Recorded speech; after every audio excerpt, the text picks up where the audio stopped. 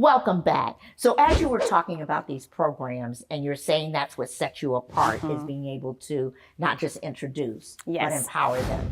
What are your fundraising events? Do you have them?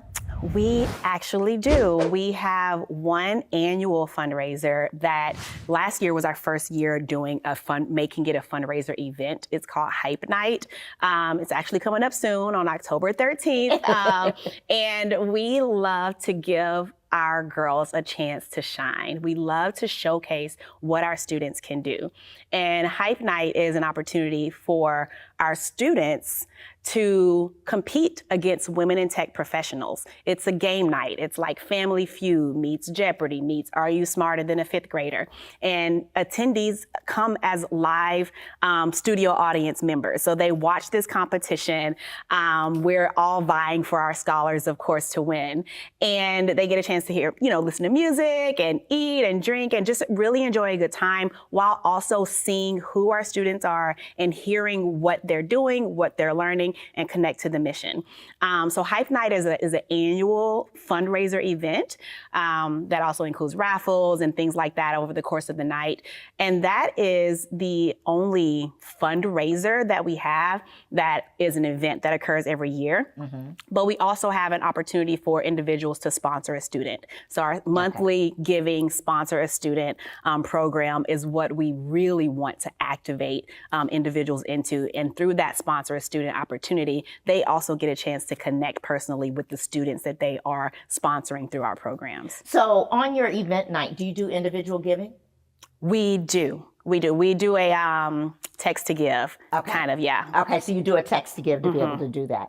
When you get your text to give data, do you look at any of that data to see the people that are asking to, the people that are donating, and then doing research further, who are they connected to, looking at who they, especially when we talk about LinkedIn and Facebook and Instagram, there's all these different social medias, right? And they have something called social scooping, where you go out and you look at all the social media, see who the likes are, you see who's posting about what cause. You have people that are researching to find out bios, where they came from, schools they went to, etc. You would be surprised that the number of individual giving that can happen from a connection of an alumni just from school. I'll give you an example. So I went to Spelman College. Love my Spelman College. HBCU. That's right. But I have an affinity. My mother used to be dean there, so but anyway, I went to Spelman College, and I had there was another Spelman alumni, right? And she is an advocate. I mean, just loves communications, and she was supporting a nonprofit that was working in helping get more people of color in the communications field in terms of everything that it offered, not just journalism, but actually speaking, etc. And so when she connected, she went to all her alumni. And what happened is that as we were all good friends, we wanted to support her. So we began to give money to the nonprofit that she was trying to get through to help on communication, and their individual donor increased because we got engagement from that, because not only did we sponsor it, but then when they had an event, she invited us. Yeah. Right? So now we get further engagement in what we're doing. And I think every alumni I think that each individual sponsored somebody or something. Wow. Yeah. Right. And I love that because we try to thank our donors, we try to get them connected to what we're doing. And we spend a lot of time activating our students, understanding their stories, recording their stories, giving them a chance to kind of talk about what the program has meant for them. But we've never really considered doing the same with our donors, especially the recurring ones, understanding their story, why they give, and allowing them to activate other potential givers or donors. So yeah. And it's one of those things that on the night of your event, you can play a video of individuals talking about why they're doing it, right? and that tell their personal story. Get a donor that has a personal story, and guess what? You're one, right? Yeah. Why am I doing this in the first place? Telling your story, and it's about telling the impacts. It's about, because everything's about the feelings. Yeah. Everything is about how you make somebody feel, how they come across with how they connect with you. And those feelings of, I can relate to that. I understand that. I've been there before. I know what that means. Allows the ability for you to be able to continue to expand. And that's what we want to do for individual donors. So play those videos at those events, right? Let that personal story of your donors come out. Get more and more research of data. I can't tell you, you could hire 100 research analysts and still not have enough, because there's so much data and content out there that we have to focus it, but focus it on things that really matter. You know, I know I have a few friends that were executive directors of nonprofits. As long as they were there, I gave. But why did I give? Because I was supporting them, right? I understood their cause, but I was supporting them, right? And so they leave. Now what happens? I'm no longer a donor, but nobody came after me either. Nobody came and asked me about it either. So I just think those are things that we can do to keep going. We're going to take a station break, and when we come back, we're going to see if we have a question or a comment from the audience. We'll be right back. Strategic Minds, Making Money Moves with Vicki Wright Hamilton focuses on helping entrepreneurs to overcome their business challenges to help increase their bottom line.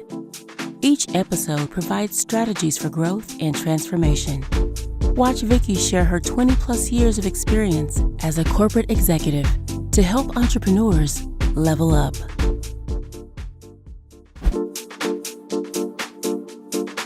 Welcome back. So let's continue this conversation, Kristina, as we continue to talk, because, you know, I didn't know anything about hype, right? Yeah. And so, and I'm a technologist and a woman of color. So it's like, when I read about it, I was like, oh my gosh, what a great organization. Yeah.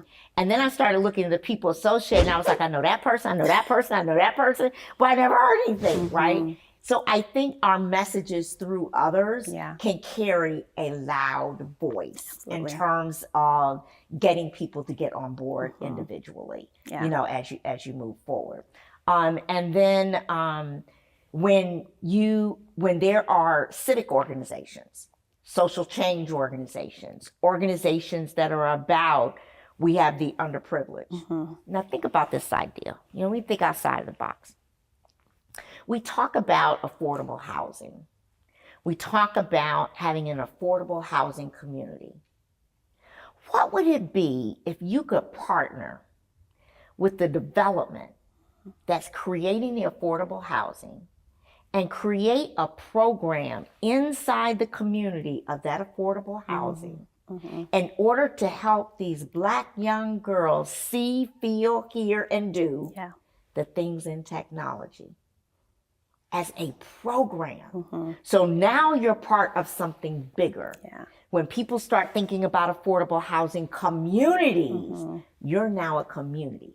That sets you apart from somebody who just says, oh, we offer these programs and we have these events. You are now tied in to a community that the next affordable housing place they go to, the next community outreach they go to, they think about you.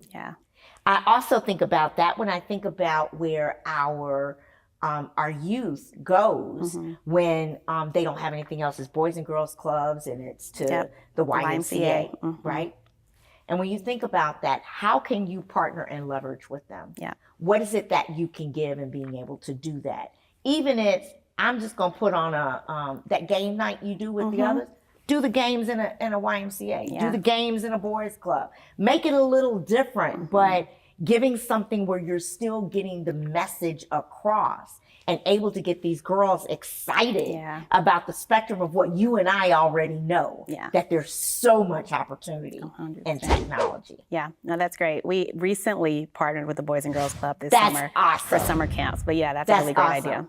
That's awesome. Yeah. And after school programs. Yes. Don't forget about after school programs, because all of these, mothers and parents trying to figure out what to do with their kids because they got to work till 6 and 7 o'clock, right? In terms of making it happen. Let's see if we have a question or a comment from the audience. Hi, my name is Charlene Hendricks. I am the founder and president of Amazing Works Incorporated. So my question is, I love your program. I think you're doing some amazing things, and I love the information that Vicki is giving you as well. It's great. But with so many nonprofit organizations doing very similar programs and things that you do, what sets you apart? What makes you special to want donors to want to give, to even like an angel donor, or, what sets you apart to really make them want to give to you? Yeah, thank you so much for that question, because I actually didn't get a chance to share one of our signature program and opportunities, which is called the HYPE International Experience. And we are connected to our students, I would say, in a way that many other nonprofit organizations that teach or do STEM education aren't connected to their students. And we have a train the trainer model that looks different than your traditional train the trainer model. This train the trainer model trains students in coding and technology, and then they become eligible to become trainers internationally. They become eligible to lead a 1-week coding camp for other students in underdeveloped countries. And this trip is free. So we expense the entire trip. We've done 2 in the past, 1 to Nicaragua and 1 to Jamaica. And what we're doing is, again, empowering students with confidence of, if I can teach someone else how to code, I must know what I'm talking about. If we can show them a world outside of their community, right, in the 4 corners that they live in, then their dreams become bigger, because their reality just from that 1-week experience has grown. And if we can teach them the importance of giving back, then they learn how to become servant leaders that are very attractive to companies and corporations in the future. And this is something that no other STEM education nonprofit organization is doing. Okay, I want to sign up. You need to let me know how I need to give, because I'm going to tell you that is right on time. Yeah. Thank you so much for your question. Sure. So the thing is, that is phenomenal, just like Vicki said. And I would say, with your organization is already great. It's already massive. I would say to even think bigger, like as far as what you can have. Sometimes it's just about us believing that we can have that, because you're empowering and affecting so many young people in such a major way. And the thing about it, it's just not affecting young people. It's affecting their parents, it's affecting their community and everyone around them. So I would just challenge you to know that you can have the bigger. You can have a conversation with the venture capitalist. You can have money beyond what you can even imagine, because your company is already there.